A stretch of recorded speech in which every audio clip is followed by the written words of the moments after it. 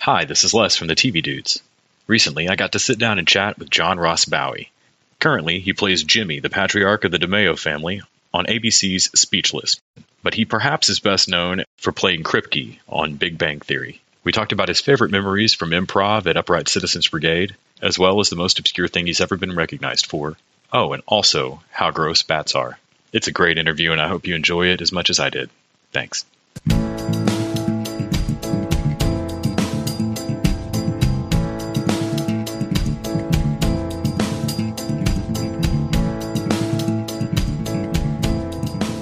Hey, Les. Hey, thanks so much for taking time to talk to me today. Oh, my pleasure, man. Good to talk to you. Where are you based? I'm in Austin, Texas. Oh, cool. Okay. In prepping for this, kind of binged my way through the second season of Speechless, and really am loving that show. 2 seasons in, Thank you.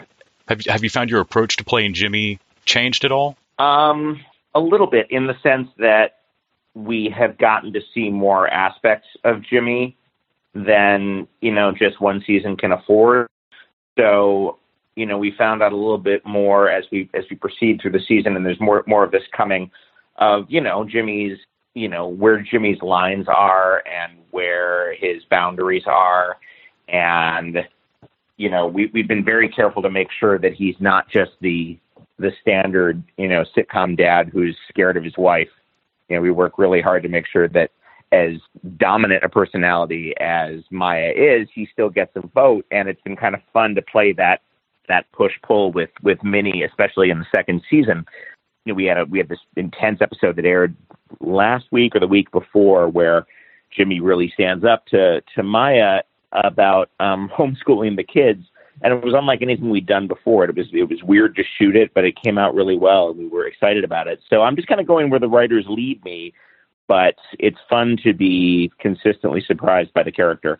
I find myself watching it and thinking that same thing, that it often zigs where I think it'll zag. That I'm thinking, for example, of Jimmy standing up to his employees as manager now in this season, and how much Maya... Yeah, that was a really fun one. That was a really fun episode. How much she wants him to be aggressive, and the kind of ironic pushback of, no, I got to be aggressive on my own terms, I thought was just great.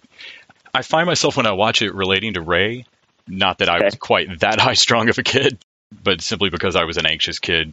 Are there any side stories or other character stories on the show that you would really hope to get to explore in season 3? Well, Ray's a really interesting character. I mean, there's a lot of Scott Silveri. He's our executive producer, the guy who created the show. There's a lot of his father in Jimmy, and there's a lot of Scott in Ray.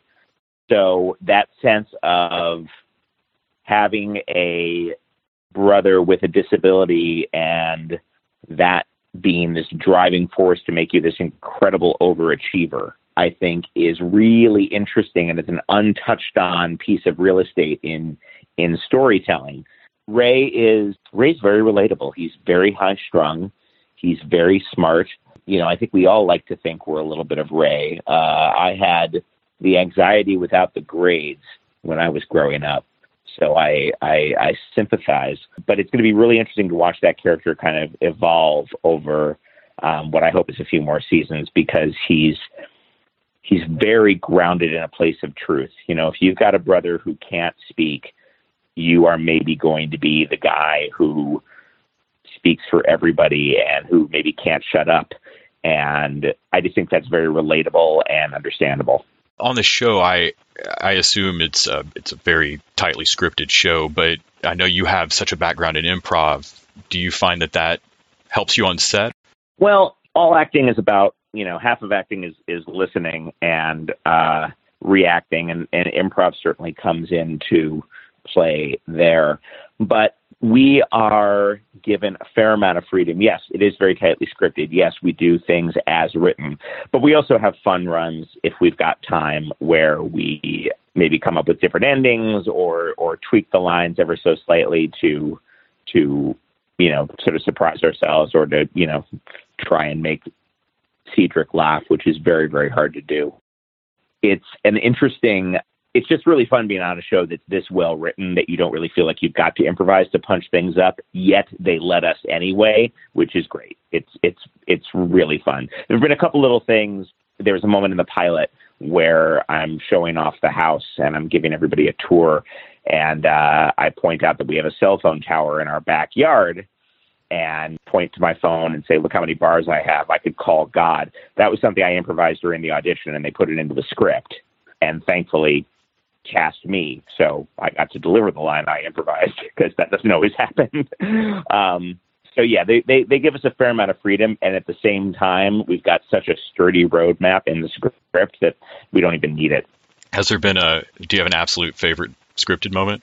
Off the top of my head, there's been a few, but there's a terrific moment. One of the things I love about the show is how no one really has a ton of money. Like, we're barely able to afford to pay Kenneth. A lot of it comes from the city we're living in. Kenneth comes in and he has to sell some stuff in order to get by. And they gave Jimmy the line, God, it really makes you wonder where the phrase "as rich as a public school aide" comes from. And I loved that moment. I had to run the line again and again and again so I could deliver it without laughing. But I was just trying to deadpan it into the bathroom mirror as much as I could because it was mean, but it was also really funny and really sympathetic to Kenneth's plight, I thought. And I laughed a lot during delivering that line. We got a usable take, but it was hard. Have there been any moments that you guys have done and then the energy was just wrong and you felt you needed to change? I feel like the show walks such a beautiful line, but could so easily be treacle or awkward. And I wonder how hard that is to feel out on the set. You know, it's interesting. The best example of this comes, and I've told this story before, but I think it's really representative of the line we have to walk on the show. There's a scene in season 1 where we're explaining to Cedric how the hidden costs of having a disability, and there's procedures and there's equipment and there's doctor's visits. And my line was, having a disability is expensive. It's almost not even worth it, which I thought was really funny, but like walks just up to the line of good taste. We shoot it, and then Scott comes down from the writer's room, comes down to set, looks at the scene and goes, okay, we need to get a shot of JJ laughing at that joke. Because if JJ laughs at that joke, then the audience knows it's okay. And that kind of like fine tuning is the essence of the show, is making sure that the show isn't treacly and isn't mawkish, but also isn't tasteless and South Park, you know? And I think it's those little moments of like making sure that we see JJ laugh. And Micah genuinely thought it was funny. So we weren't forcing him to do anything against his will. He thought it was funny. He laughs. That in turn gives permission to the audience to laugh. And then, we're off to the races. Going back to improv, you were in Upright Citizens Brigade. Is that right? I took some classes with them. I took a bunch of classes and taught at their school. I started with them in 98, actually, almost 20 years now. Do you happen to remember what the first improv scene you did where you were really proud, like this really worked? I don't remember the first scene where I was really proud, but I remember my first scene. We were given a really interesting exercise. The teacher was a guy named Armando Diaz, who's a sort of an improv legend. He came out of Chicago, and he was my level 1 improv teacher. And he would put people up in pairs, and he would say, all right, now the central idea of improv is yes, and we agree with someone and we add to the information they're presenting. So I'm going to put you guys in a situation where you could end up arguing, but I don't want you to argue. I want you to find the agreement. And it was me and a guy named Ken Blankstein went up. This is May 1998, by the way, and it's burned into my memory like it happened 2 weeks ago. Me and Ken go up there, and we are given the scene setting of two guys going to pick up the same girl for a date. And we played sort of the confusion of are we actually, are we talking about the same girl here? And, we just found out more and more about her. Like, she had all these piercings and she had all these tattoos and she, she had all these interesting scars and she was just turning into this very complicated woman that we were both there to get. And again, we weren't arguing. And Ken broke an improv rule and asked me a question, which is, how did you meet her? And I blurted out, seminary. And the audience, the rest of the class laughed. And I thought, yeah, that feels good. And then a day later, I woke up and I thought, I should have said yeshiva. Yeshiva would have been funnier. And it's little moments like that that made me realize that I take this stuff seriously, Yeah. and it matters to me. But I was that was my level 1 class, and a couple months later, I quit my day job and got headshots. What prompted you to start taking courses? It was kind of on a little bit of a dare, a little bit of a, I have time on my hands and some disposable income. I was having sort of a quarter life crisis. I was 27 and I wasn't quite sure what I wanted to, I was 26 actually, and I wasn't quite sure what I wanted to do with myself. And I was writing marketing copy for a consulting firm and not really enjoying it. And my buddy Andy Secunda had been taking classes at UCB, and he said, "Oh, I think you'd be good at this. You should try it." And then I had met Rob Corddry when the two of us were temping together at Scholastic in New York, and he was already in New York to be an actor. That's what he wanted to do. So he was going to take this class anyway, and we kind of dared each other, like, why don't we both take this class, and then we'll sort of, you'll take the Wednesday class, I'll take the Saturday class, and then we'll talk on Sunday and we'll kind of debrief. It was sort of I sort of stumbled into something that I was pretty good at. And within about a year of quitting my day job, I was really lucky, and I started to get some commercial work, and it's been fairly steady since. There have been certainly some ups and downs, but I've managed to qualify for the union's health plan for close to 20 years now. So that's something. That puts you ahead of a whole lot of people. Yeah, no, I don't. I recognize how lucky I am. I really, really do. Is there a favorite role you've ever done that just nobody ever seems to recognize you for, other than your obvious IMDb Arrested Development credit? You've read about that, I see. Yeah, I really wish my non-existent work on Arrested Development got a little more credit, I have to say.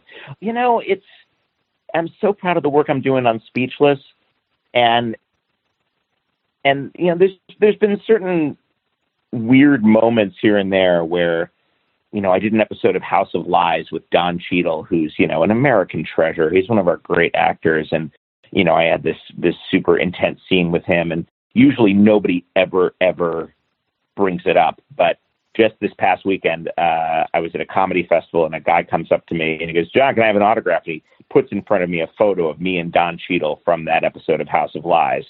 And I was like, wow, I've never signed this picture. I'd be happy to. It was just one of those weird moments of, I was really proud of this project. I'm glad people, some people remember it. It's the whole career that this whole acting thing is just such a series of like scratcher tickets that you sometimes, make $20 or make $50, and most of the time you're just going to rub out the silver and there won't be anything there at all, and you just got to throw it out. So, I try not to live too much in a space of, wow, I wish I had done more of this, or I wish more people appreciated that, and just really count my blessings that I've had so many lucky scratcher tickets. Well, for your part, you've done some exceptional work. I really loved you on Big Bang Theory. And then watching you go from, frankly, such a bully on that show to such a caring person on Speechless has been a wonderful show of range. Has it been fun getting to play a more sympathetic character? Oh, definitely. I mean, I love playing Kripke, and I love how he's just pure id and is just out for Kripke, and that's it. And there is something weirdly satisfying the way it must be to play a Bond villain. But it's also nice as a father to play a father and, use what I've learned from my kids in, raising my fake kids. It's just fun to do different stuff. I've played, victims and perpetrators, and there's a fun Hulu series called The Wrong Mans, and I'm in the second season of that, playing the lawyer for a drug magnate. Me and James Corden and Matthew Bainton, and that was a complete, change of pace. I'd never done anything like that before, playing sort of a high status, really genuinely threatening villain. But yeah, I've been really fortunate that, I haven't played an action hero or anything like that, but I haven't been too typecast, and I've been able to do a lot of different things. It's been really exciting. Well, I've absolutely enjoyed your work on Speechless so far, and I'm looking forward to more of it. Thank you so much for taking time to talk to me today. Les, totally my pleasure, man. Enjoy Austin. Will do. Is that crazy bridge full of bats still there? Oh, yeah. I think it's the largest bat colony in North America. I may be wrong on that. Oh, that's gross. That's super, super gross. Yeah, okay. It's really weird to see. A lot of people go down there, and every time I drive past them, I think you're insane. That's a lot of bats. So many bats. All right. Well, stay safe, man. You too. Thanks. Bye. All right. Take care.